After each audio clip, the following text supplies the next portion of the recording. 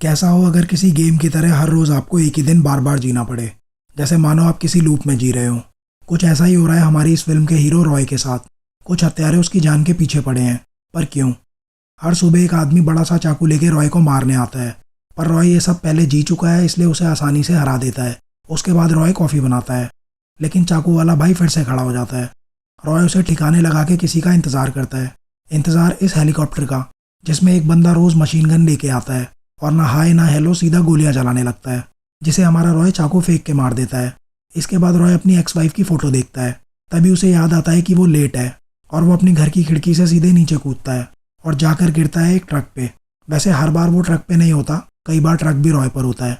इसके बाद रॉय हमेशा की तरह एक आदमी की कार चुराता है, जिसपे वो आदमी चिल्लाता है, बचाओ, ये आदमी मेरी कार चुरा रहा है।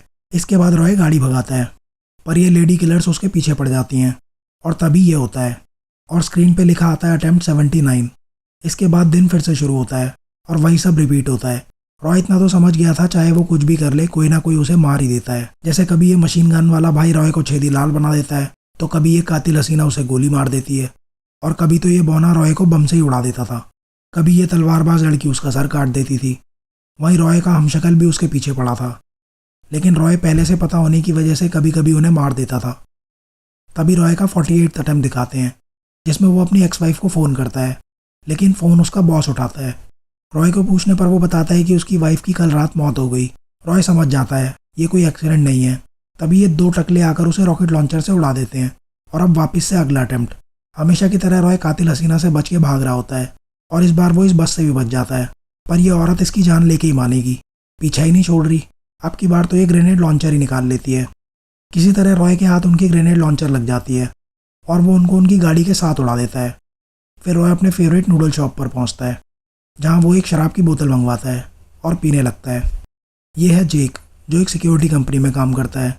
तभी वहाँ डाइफैंग नाम की एक चाइनीज़ तलवारबाज आती है।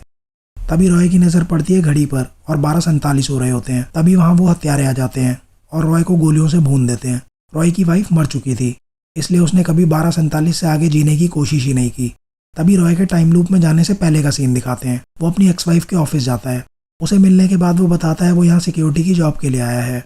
जैमा उससे उसका रिज्यूम ले लेती है। जैमा रॉय को कुछ बताना चाहती थी, पर रॉय उसकी बातों को समझ नहीं पाता। उनकी बातें जैमा का बॉस वेंटर भी सुन रहा था। तभी रॉय सामने उस बड़ी सी मशीन के बारे में पूछता है। जैमा बताती है ये उसकी 5 साल की मेहनत है। तभी वेंटर का सिक्योरिटी चीफ ब्रेट वहाँ आता है और रॉय का रिज्यूम पढ़ लेता है। उसे पता चल जाता है रॉय एक्स आर्मी है और वो वहाँ से चला जाता है। जैमा रॉय को बताती है सिक्योरिटी की ज़रूरत कंपनी को नहीं, उसे है। जब रॉय का ध्यान दूसरी तरफ होता है, तभी जैमा उसके कुछ बाल काट लेती है। रॉय को ये सब बड़ा अजीब लगता है। वो जैमा से पूछता है यहाँ चल क्या रहा है। जैमा रॉय से पूछती है क्या उसे उसका भेजा हुआ बर्थडे प्रेजेंट मिला। वो उसे प्रेजेंट ढूंढने को कहती है। तभी गार्ड्स वहाँ आ जाते हैं। जैमा रॉय के गले लग के उसे और इस वर्ड को याद रखने को कहती है और गार्ड्स रॉय को वहाँ से बाहर ले जाते हैं।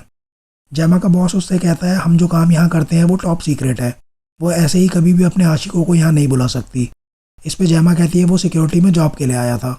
वहीं रॉय रात को एलिस नाम की एक डेंटिस्ट के साथ बार में बैठा होता है। तभी बारटेंडर गैब्रियल उससे कहती है तुम हर रोज़ किसी नई लड़की के साथ होते हो, पर तुम्हारी आंखों में प्यार किसी और के लिए ही है। तभी गैब्रियल रॉय को फ़ोन देती है। फ़ोन पे जैमा है। वो उसके बालों के साथ कुछ कर रही थी। वो रॉय से कहती है उसे उसकी मदद चाहिए और अगर उसे कुछ हुआ तो रॉय वो करे जो करने में वो माहिर है। इसके बाद फ़ोन कट जाता है, पर यह सब वेंटर सुन लेता है। वो ब्रेड को जैमा को लाने के लिए भेजता है। अगले दिन सुबह लूप शुरू हो चुका होता है और रॉय को इसका कोई अंदाज़ा नहीं है। उसे जैमा के दिए हुए तोहफे की याद आती है। वो तोहफा ढूंढता है और वो तोहफा आइसेट एंड ऑरेस नाम की एक किताब है, जिसमें जैमा ने लिखा होता है टाइम किसी के लिए नहीं रुकता। तभी मशीन गन वाला भाई आ जाता है और रॉय को टपका देता है। इसके बाद हर अटेम्प्ट में ये सब रिपीट हो रहा था। रॉय जैसे तैसे अपनी जान बचाते हुए भाग रहा होता है। वो बुक पढ़ने की कोशिश करता है। उसे कभी बस उड़ा देती थी, तो कभी ये भाई साहब पता नहीं कहाँ से आ जाते थे। अब आते हैं करंट अटेम्प्ट पे, जिसमें रॉय सबसे बचता बचाता भाग रहा होता है। वो बुक लेके एक अंडरग्राउंड टनल में चला जाता है। वहाँ वो जैमा की दी हुई बुक पढ़ता है, जिसमें आइसेट ऑरिस नाम के राजा की पत्नी थी और इसको उसके दुश्मनों ने मार दिया था। रॉय को वो बुक किसी काम की नहीं लगती। तभी उसकी नज़र उसके बेटे जो पर पड़ती है, जो एक लड़के से कुछ ले रहा था। रॉय उसका पीछा करता है और एक गेमिंग स्टोर में पहुंच जाता है। तभी उसे जो दिखता है। जो रॉय को पहचानता है, पर उसे ये नहीं पता कि रॉय उसका पिता है। रॉय उससे पूछता है उसने उस बड़े लड़के से क्या लिया। जो रॉय को वो पैकेट देता है जिसमें गेमिंग कार्ड्स होते हैं। रॉय जो के साथ टाइम बिताना चाहता था। रॉय सोचता है कि बच्चे को पिज़्ज़ा खिलाते हैं। जैसे ही वो दोनों वहाँ से बाहर आते हैं तभी रॉय की नज़र घड़ी पर पड़ती है जिसमें 12:50 हो रहे थे, और ऐसा पहली बार था कि वो अब तक जिंदा था। उसे समझ नहीं आता ये कैसे हुआ। तभी उसे याद आता है वो बेसमेंट में था, इसीलिए किलर्स उसे ट्रैक नहीं कर पाए। तभी किलर्स वहाँ आ जाते हैं और वो जो को बचाने के लिए उसके आगे आ जाता है। मरते मरते रॉय जो को बताता है कि वही उसका पिता है। उसे जो की आंखों में अपने लिए प्यार दिखता है। लूप फिर से शुरू होने पर रॉय उस चाकू वाले से ट्रैकर के बारे में पूछता है। उसके बाद वो रेस्टोरेंट पहुंचता है और सीधा बाथरूम में घुस जाता है। वहाँ वो अपने कपड़े उतार के ट्रैकर ढूंढता है पर उसे कुछ नहीं मिलता। फिर वो वहाँ से जाने लगता है। तभी उसे सिक्योरिटी ऑफिसर डेव की याद आती है। वो डेव से पूछता है अगर उसे किसी की बॉडी में ट्रैकर छुपाना हो तो वो कहाँ छुपाएगा। जिस पे डेव कहता है ट्रैकर छुपाने की सबसे सही जगह किसी के दांत में छुपा दो। इसके बाद रॉय उसे बाथरूम में ले जाके पागलों की तरह अपने दांत उखाड़ने लगता है, लेकिन किस्मत से दूसरे दांत में ही उसे ट्रैकर मिल जाता है। पर तभी रॉय का हमशक्ल वहाँ आ जाता है और रॉय का गेम ओवर। लूप फिर से शुरू होने पर वो सबसे पहले डेंटिस्ट को पकड़ के उससे ट्रैकर के बारे में पूछता है। वो उसे बताती है ब्रेट ने ये ट्रैकर लगवाया है। उसके बाद वो सीधा रेस्टोरेंट पहुंचता है और सबसे पहले ट्रैकर निकालता है और उसकी मदद से वो एक एक करके सभी किलर्स को ठिकाने लगा देता है। उसके हाथ एक किलर का फ़ोन लगता है। तभी उस पर ब्रेट का कॉल आता है। फ़ोन उठाने पर ब्रेट रॉय से कहता है अगर अपनी माँ का दूध पिया है तो आजा लैब में। अब अपना भाई रॉय किसी से कम है क्या। वो सीधा लैब पहुंचता है और पुरानी फिल्मों की हीरो की तरह कार लेके सीधा दीवार पे ठोक देता है। दीवार तो नहीं टूटती पर रॉय ब्रेट के हाथों मारा जाता है। अगले अटेम्प्ट में रॉय गाड़ी को उड़ाता हुआ सीधा लैब के अंदर आ जाता है। वहाँ मौजूद सभी गार्ड्स कार पे गोलियां चलाते हैं। तभी पता चलता है ये रॉय की चाल है। जैसे ही गार्ड्स कार के पास आते हैं रॉय गाड़ी में रखे बॉम्ब फोड़ देता है, लेकिन ब्रेट इस बार भी उसे मार देता है। अगले अटेम्प्ट में वो अपने हमशक्ल को ठिकाने लगाकर उसका आईडी कार्ड ले लेता है, लेकिन वो कार्ड काम नहीं करता। अगले अटेम्प्ट में रॉय जैसे तैसे लिफ्ट खोलता है पर बाहर ब्रेट और उसके आदमी उसका इंतजार कर रहे होते हैं, इसलिए वो खुद को ही गोली मार लेता है।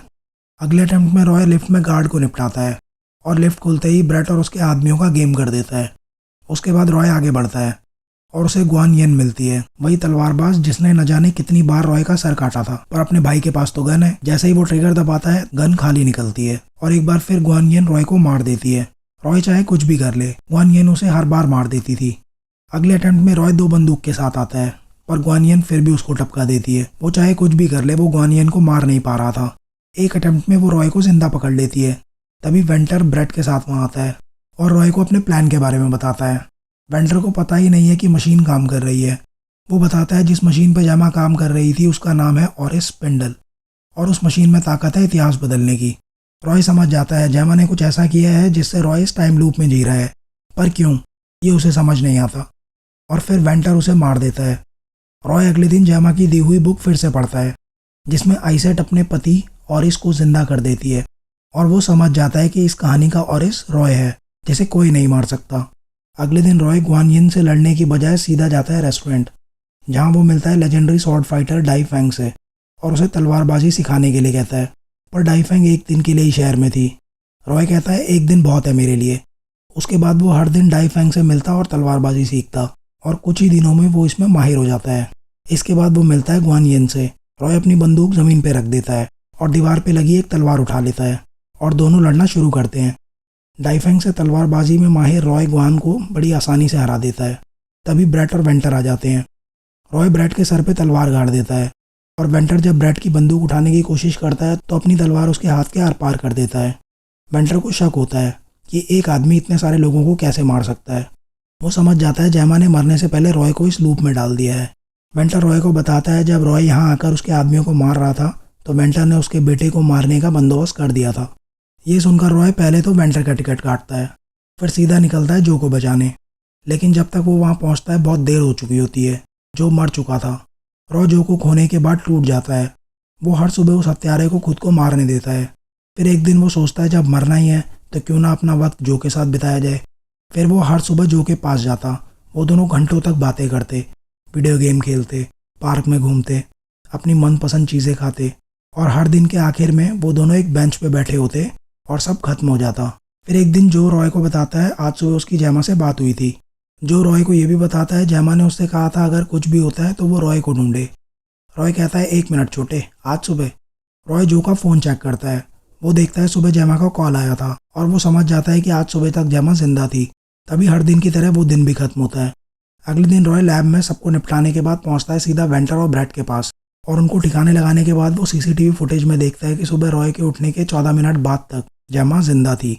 वो समझ जाता है अब उसे क्या करना है और खुद को गोली मार लेता है। अगले दिन भाई सीधा हेलीकॉप्टर पे ही जंप मार देता है। मशीन गन वाले भाई को अपने रास्ते से हटा के पायलट की गनपट्टी पे बंदूक लगाकर हेलीकॉप्टर ही हाईजैक कर लेता है। हेलीकॉप्टर सीधा लैंड होता है लैब की छत पे। सारे किलर्स उसे मारने ऊपर ही आ रहे थे, लेकिन अपना भाई रॉय किसी से कम है क्या? वो हेलीकॉप्टर की मशीन गन ही ले आया था। उसके बाद वो इतनी गोलियां चलाता है कि सब धुआं धुआं हो जाता है। उसके बाद वो ग्वान की तलवार लेता है और बाकी के गार्ड्स को निपटा के पहुंचता है लैब में, जहां वो ब्रैड को तलवार से और वेंटर को ब्रैड की बंदूक से मार देता है। जेमा रॉय को गले लगा लेती है। जेमा कहती है वेंटर ने कुछ आदमियों को जो के पीछे भेजा है। रॉय कहता है जो ठीक है। फिर रॉय जो की बताई हुई बातें जेमा को बताता है, जैसे जो को उसकी क्लास की एक लड़की पसंद है, उसे कुत्ते बहुत पसंद हैं, उसे लगता है जेमा थोड़ा कम हंसती है। रॉय जेमा से पूछता है इस लूप को कैसे रोक सकते हैं, जिस पे जेमा कहती है इसके लिए रॉय को स्पिंडल के बीच में जाना होगा, लेकिन उसे नहीं पता इसके बाद क्या होगा। रॉय जिंदा बचेगा या नहीं उसे नहीं पता। तभी रॉय कहता है अगर उसने लूप नहीं रोका तो उसे पता है क्या होगा। इसके बाद दोनों अपने प्यार का इजहार करते हैं और रॉय स्पिंडल के अंदर चला जाता है और ये कहानी यहीं ख़त्म होती है। कैसी लगी ये मूवी आपको कमेंट्स में ज़रूर बताना। मिलते हैं किसी और कहानी के साथ।